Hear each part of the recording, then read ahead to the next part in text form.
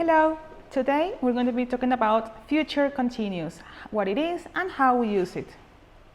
So, first of all, the future continuous is going to be a tense that it's going to be talking about an action in progress, an ongoing action, but at a specific time in the future. So, future continuous is going to be a tense describing an ongoing action at a specific time in the future. For that reason, we can see that the future continuous tense is used to express a continuous or ongoing action that we expect to happen in the future, usually at a specific or set time.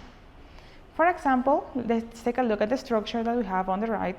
It says, I will be reading. You will be crying. She will be cooking.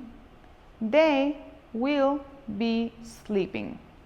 This is the basic structure to make sentences in the future continuous. As you can see, we have a subject.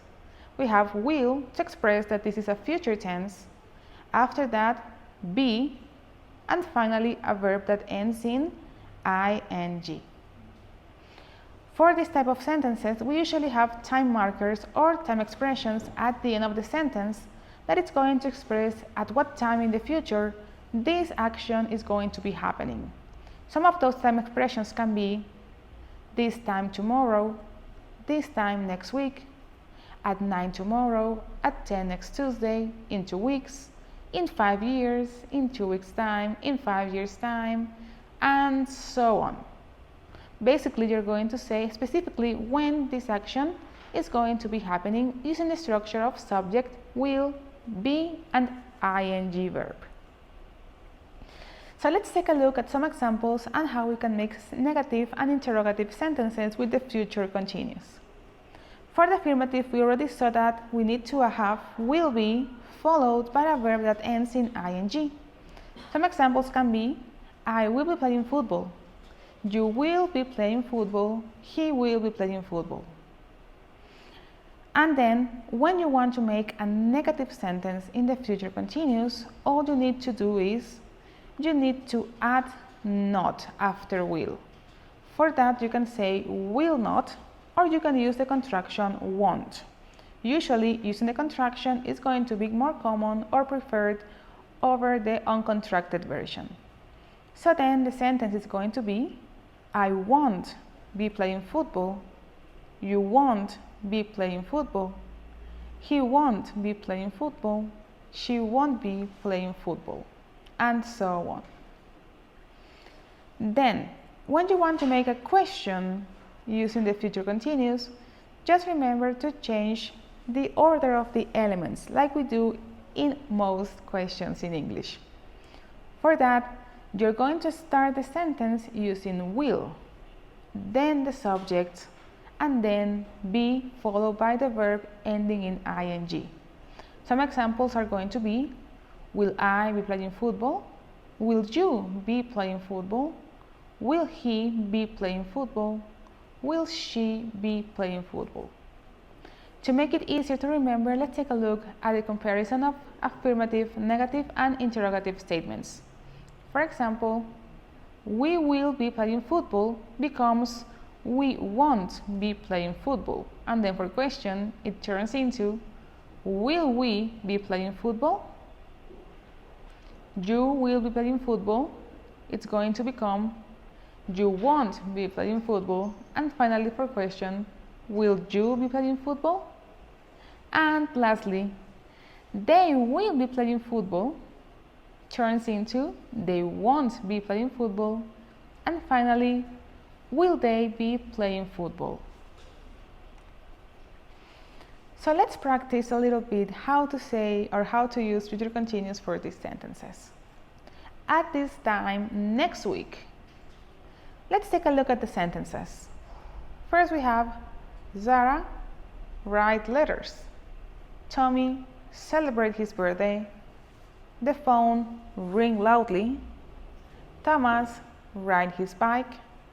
Leo Christmas carols. George and his friends visit Rome.